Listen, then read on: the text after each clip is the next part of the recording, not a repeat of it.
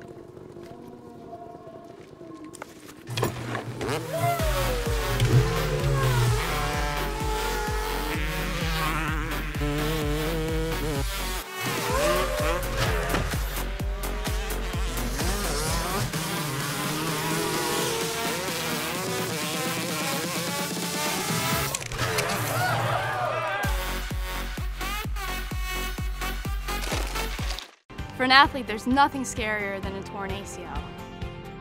Athletes trust us with their care and their careers because we're a recognized leader in sports medicine. Get back to your active life sooner with MedStar Sports Medicine. Wise Market's ice cream plant is based in Sunbury, Pennsylvania, and locally owned and operated. We've been making our ice cream for nearly 50 years. We create roughly 70 flavors of ice cream right now. We use local ingredients, especially our cream, which is from our milk plant. The cream is what gives our ice cream a rich and creamy texture. Now, together with our customers, we've created a product called Peanut Butter Indulgence, which will be coming out this summer. It's a peanut butter ice cream with sea salt caramel swirl, chocolate-covered pretzel. How could you go wrong with that? Personally, I love our ice cream. If you come to our house at any given time, you'll find at least 5 packets of ice cream in our freezer.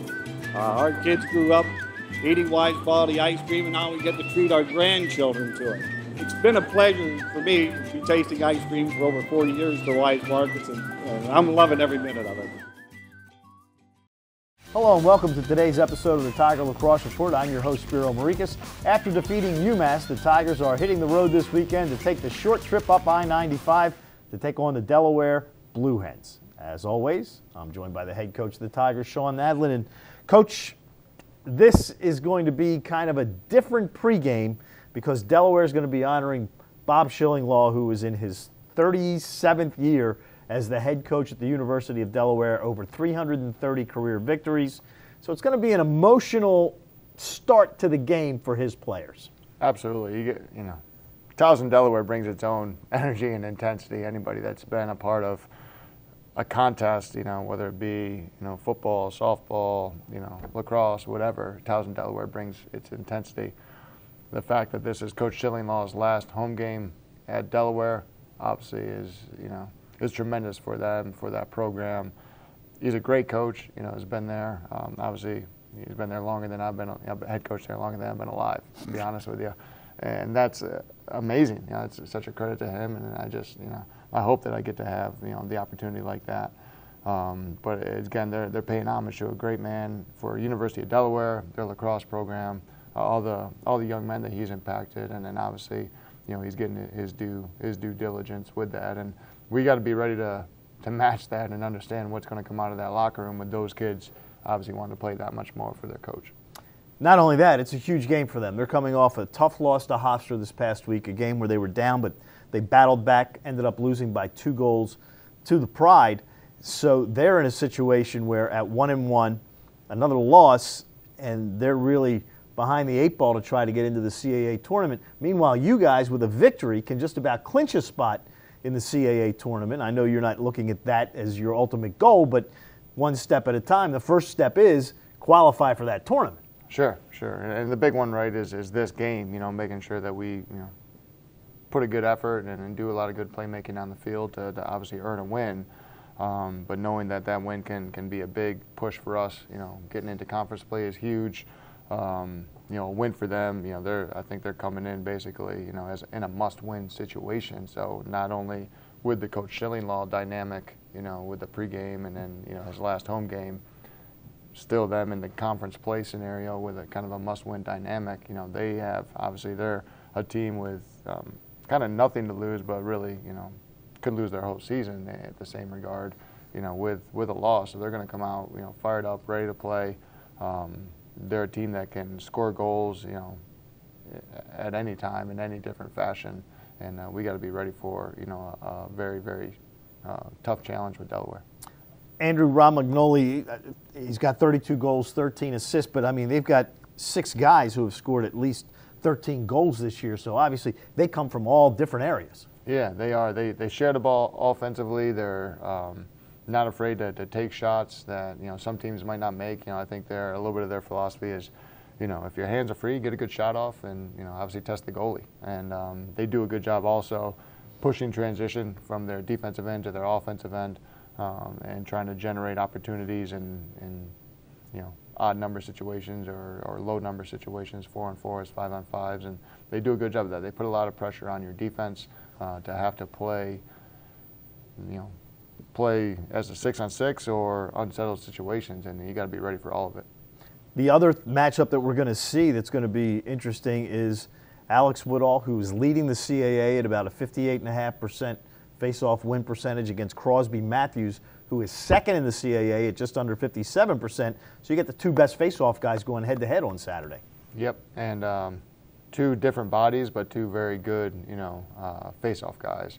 Obviously, Woodall's a big body, a big kid.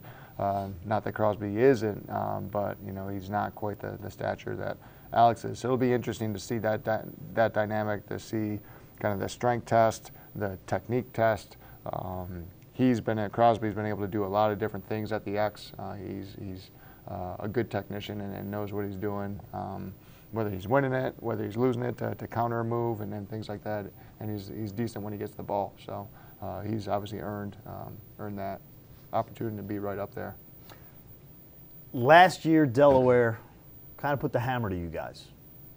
You've got a lot of veterans on this team. I'm sure they're going to remember that. Yeah, they got to remember that, and it was a lot of, obviously Delaware came out guns a-blazing. They scored in the first face-off, fast break, got, I think, 2 more quickly.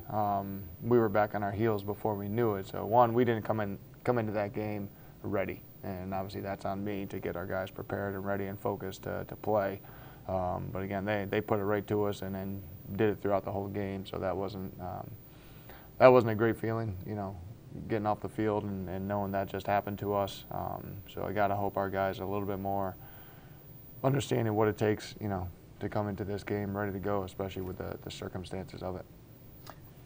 At 2-0, a victory, again, I haven't sat down and done all the math, but I don't think it officially gets you into the CAA tournament, but it certainly gets you a very, very long way. And you've got 2 road games coming up. So this week against Delaware, and then next week up at Fairfield, another team that's going to be desperate when you play them. So back-to-back road games in this situation, it's going to be tough to get victories. It is, and any game in the CAA is tough to get victories. You got to earn them, and that's pretty much consistent throughout our schedule. But every game's crucial. You got 5 of them to put yourself in position to, obviously, whatever happens in the conference regular season, whether you earn the regular season title or not, but put yourself as one of those 4 teams into that playoff. And every win's crucial, and every loss is crucial. But you want to, obviously, I think we've seen a little bit more intensity from our guys and focus the past couple games, and maybe it is because conference play is here, and obviously they understand the importance of the conference that much more, and we got to continue to snowball on that and build on that and come into Delaware, hopefully playing our best game to date. They also have a goalkeeper, Matt DeLuca, who's saving 54%. He's given up almost 10 goals a game, but a lot of that has to do with Delaware does turn the ball over a lot, so teams do get a lot of possessions, but 54% save percentage, pretty good. Have you looked at his physical stats? The kid basically takes up the whole cage. He's like 6'5", 6'6". I mean, he's big. He's kind of like the guy who used to play at Drexel. What was his name? Mark Manos? Yeah. He's not as wide as Manos is. I mean, he is tall. He's big. He fills up a lot of the net. He's got really quick hands too, and he's terrific at outlets. I mean, he's throwing outlet passes from his knees to guys 35, 40 yards down the field, right on the stick. It's like those quarterback, drills where they're passing from their knees.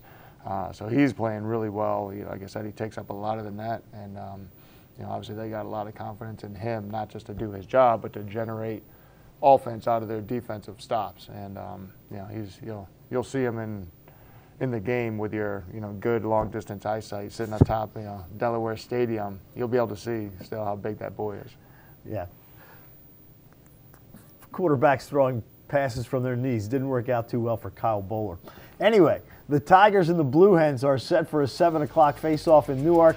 Hunter Lochte and I will have the call on TowsonTigers.com starting at 6:45. Coach, thanks for joining us, and good luck. Thank you.